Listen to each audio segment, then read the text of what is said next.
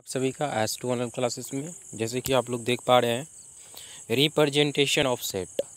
तो हम लोग ने पिछले क्लास में डिस्कशन किया था कि सेट क्या होता है और सेट क्या होता है और इसके बारे में समझे थे, कैसे डिनोटेट किया जाता है सेट को, कैसे समझेंगे कि ये सेट है अन्यथा नहीं है। तो थोड़ा सा रिकैप में स्पीड में हम बता देते हैं कि सेट जो होता है ना, सेट इज़ अ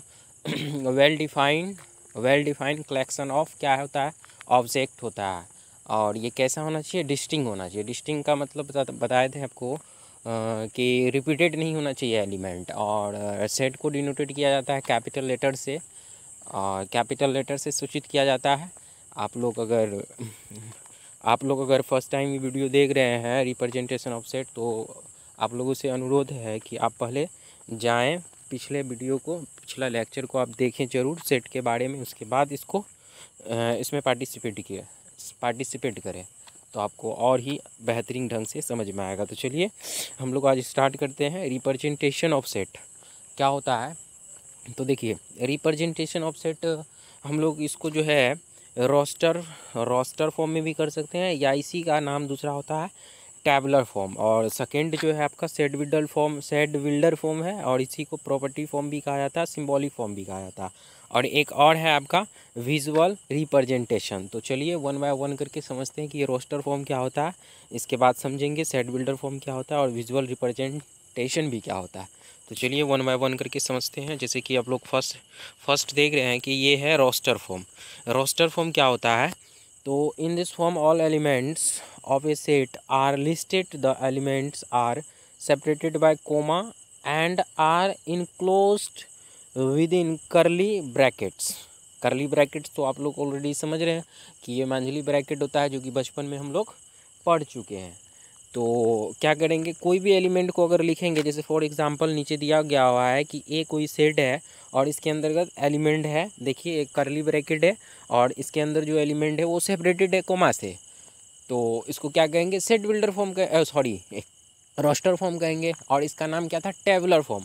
आप लोग टेबुलर फॉर्म को ऐसे समझिए कि टेबल जैसे कि आप लोग पढ़े हैं, जैसे कि पहाड़ा ले लीजिए 2 का, तो कैसे टेबुलर फॉर्म में हम लोग टेबल को कैसे लिखते हैं, उसी तरह इसको भी रिप्रेजेंट उसी के फॉर्म में, उसी का फिगर में, मतलब उसी के बेस पे इसको भी लिखा जाता है। तो इसीलिए इसका नाम बड़ा था टेबुलर फॉर्म। तो आई होप कि आपको रोस्टर फॉर्म और इसका दूसरा जो नाम है टेबुलर फॉर्म कुछ समझ में आया होगा। तो चलिए नीचे और भी है एग्जाम्पल को समझते हैं एग्जाम्पल से, और बहुत अच्छे से समझ में आएगा, आप लोग बने रहिए। जैसे कि write the following set in roster form. जितना भी सेट दिया हुआ है ये सभी को क्या करना है, रोस्टर फॉर्म में क्या करना है, लिखना है। जैसे दिया हुआ है the set of all whole numbers less than 6, जितना भी होल नंबर है वो 6 से नीचे को क्या करना है, लिखना है। किस फॉर्म में, तो इसको टेबुलर फॉर्म में लिखना है या रोस्टर फॉर्म में। तो सिंपल सा है, होल नंबर तो W से सूचित किया जाता है, तो W इज इक्वल टू हम लिख सकते हैं, क्या लिख सकते हैं, W is equal to roster form अगर कह रहा है 6 से कम ना है तो क्या होगा, 0 1 2 3 4 और ये 5।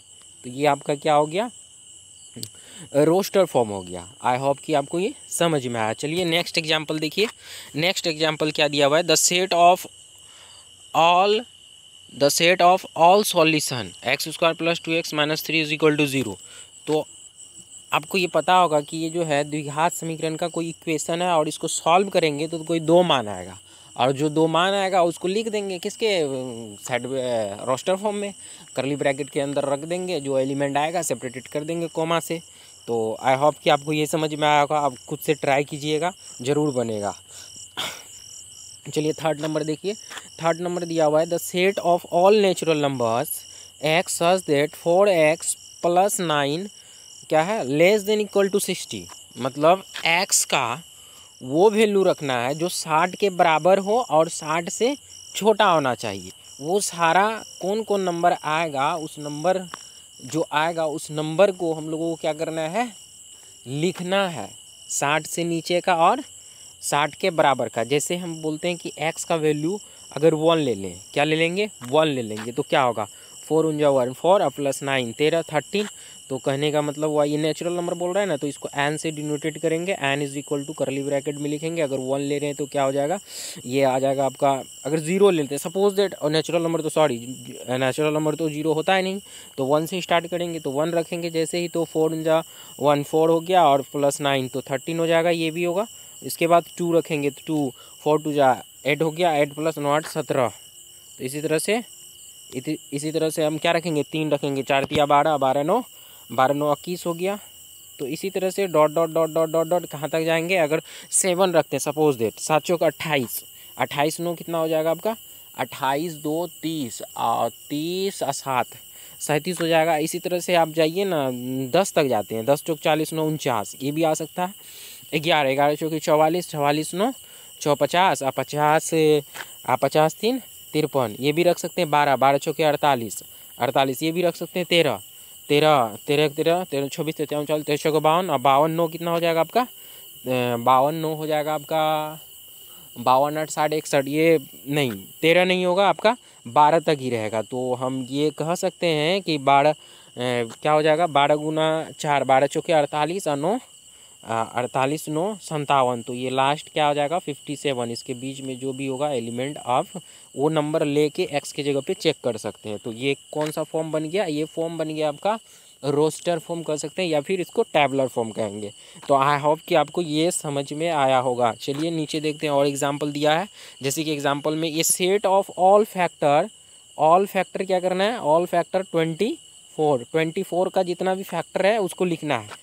तो क्या फैक्टर हो सकता है, क्या क्या, तो आपको फैक्टर ऑलरेडी निकालने के लिए आता है। 1 होगा, 2 होगा, 3 भी होगा, 4 भी होगा, 5 भी होगा, क्या 6 होगा, सॉरी 5 नहीं होगा, 5 तो नहीं हो सकता है ना, क्योंकि ये तो इसको डिवाइड नहीं करेगा। जो नंबर इसको डिवाइड करेगा वही तो इसका फैक्टर हो सकता है। तो 1 2 3 4 होगा, इसके बाद 6 भी होगा, 8 भी होगा, इसके बाद 12 भी होगा और लास्ट में 24 भी होगा। तो आई होप कि आपको ये फैक्टर समझ में आया। तो इसी को क्या करेंगे हम, अब इसको रोस्टर फॉर्म में लिख देंगे, तो हो जाएगा ये क्या आपका रोस्टर फॉर्म में। तो आई होप कि आपको ये भी समझ में आया। तो चलिए नीचे देखिए, बी नंबर सेट दिया, set of all odd numbers less then 10। तो आप खुद से इसको कीजिए, सेल्फ अटेम्प्ट कीजिए। सी नंबर में देखिए, set of all prime numbers less then 13, मतलब वो प्राइम नंबर लेना है आपको और वो कितना 30 से नीचे होना चाहिए। तो 30 से नीचे क्या होगा, 30 से नीचे जो भी प्राइम नंबर आपको पता होगा ऑलरेडी कि प्राइम नंबर जो होता है आपका क्या होता है, वैसा नंबर जो कि एक को छोड़कर वो सभी नंबर जो खुद से डिविजिबल हो और एक से डिविजिबल हो, तो वो सारे नंबर क्या होते हैं, प्राइम नंबर होते हैं। जैसे कि आप लोग हम कह सकते हैं इसमें कि 2 होगा, 3 होगा, 4 होगा, क्या नहीं 4 नहीं हो सकता है, 5 होगा, 7 हो सकता है, क्या 9 होगा, नहीं 11 हो सकता है, 13 हो सकता है, और क्या होगा 15 होगा, नहीं 17 होगा, 19 होगा, 21 नहीं होगा, 23 हो सकता है, 24 नहीं, 25 भी नहीं, 27 भी नहीं, 28 भी नहीं, 29 हो सकता है। तो ये क्या है आपका लेस देन 30 प्राइम नंबर्स है। और इसको हम किस फॉर्म में लिखे हैं, तो ये रोस्टर फॉर्म में लिखे हैं, टैबुलर फॉर्म में। आई होप कि आपको ये समझ में आया। तो मैं उम्मीद करता हूँ कि आपको रोस्टर फॉर्म या फिर टैबुलर फॉर्म जो है आपको समझ में आ गया होगा। तो समझ में आ गया तो प्लीज़ लाइक कीजिए वीडियो को और फ्रेंड्स के साथ शेयर भी कीजिए।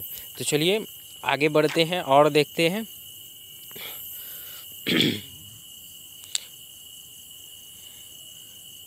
तो देखिए, सेट बिल्डर फॉर्म को देखने से पहले कुछ हम लोग और इसके बारे में थोड़ा सा जानकारी ले लेते हैं। जैसे कि देखिए, मैनुअली जो है सेट को ना या तो डिस्क्रीट सेट कहेंगे या कंटिन्यूस सेट कहेंगे। तो दोनों में डिफरेंस क्या होता है, सिंपल सा डिफरेंस है, थोड़ा सा समझना है, कुछ है नहीं, सिर्फ नाम थोड़ा लग रहा है, डिस्क्रीट सेट और कंटिन्यूस सेट। डिस्क्रीट सेट में होता क्या है, डिस्क्रीट सेट को मैनुअली जो लिखा जाता है ना, वो करली ब्रैकेट्स में डिनोट डिस्क्रीट सेट होता है। करली ब्रैकेट में जो भी सेट को लिखेंगे ना, उसको हम डिस्क्रीट सेट कहेंगे।